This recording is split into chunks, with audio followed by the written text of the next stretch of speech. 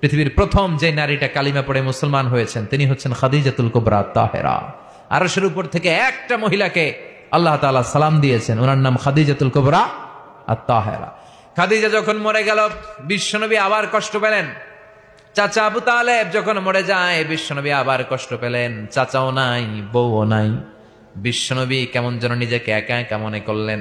ডানে তাকায় আশ্রয় দেওয়ার কেউ নাই, বায়ে তাকায় আশ্রয় দেওয়ার কেউ নাই, সামনে কেউ নাই, পেছনে কেউ নাই। বিশ্বনবীর আবার মন খারাপ। বিশ্বনবীর মন খারাপ, এই দৃশ্য আরশের উপর থেকে দেখে কে?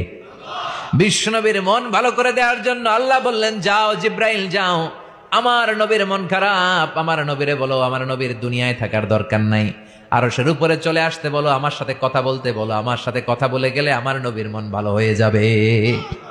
বিশ্বনবীর মন ভালো করে দেওয়ার জন্য বিশ্বনবীর মেরাজে ডেকে নিয়েছে আল্লাহ। সুবহানাল্লাহ পড়েন। যাও জিব্রাইল, বিশ্বনবীর মন খারাপ আমি টের পাচ্ছি, আর ওনার মন ভালো করার দায়িত্ব আমার, নিয়ে আসো আমার কাছে, আমার সাথে গল্প করে যাবে, মন ভালো হয়ে যাবে। সুবহানাল্লাহ পড়তে পারলেন না? তার মানে যেখানেই নবী চিন্তিত ওইখানেই আল্লাহর সাহায্য আছে না নাই? মদিনায় যে বিশ্বনবী আবার টেনশন শুরু করলেন, ও আল্লাহ, আগের জামানার উম্মতেরা হায়াত পেত বেশি, কেউ পেত 3000 বছর, কেউ পেত 2000 বছর, কোন কোন উম্মত পেত 1000 বছর। আমার উম্মতি মা বাইনা 60 ইলা 70, কিন্তু আমার গুনাহগার উম্মত গুলো 60 থেকে 70 বছরের মধ্যে সব মরে যাবে। বিশ্বনবী বললেন, আমার উম্মতি মা বাইনা 60 ইলা 70, আমার উম্মতের গড় বয়স 60 থেকে 70, তাই না? বিশ্বনবী বললেন, মাবুদ আমার উম্মতি মা বাইনা 60 ইলা 70, আমার গুনাহগার উম্মত গুলো 60 থেকে 70 এর মধ্যে সব মরে যাবে।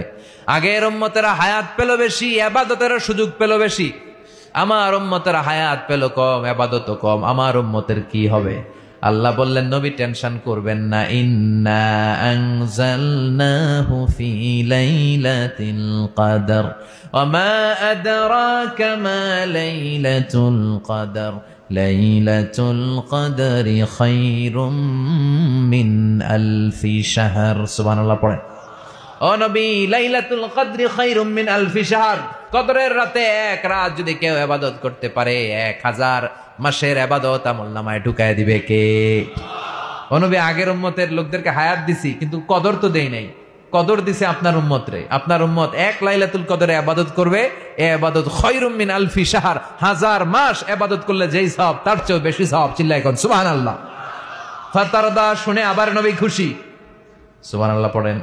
ওয়ালা সাউফা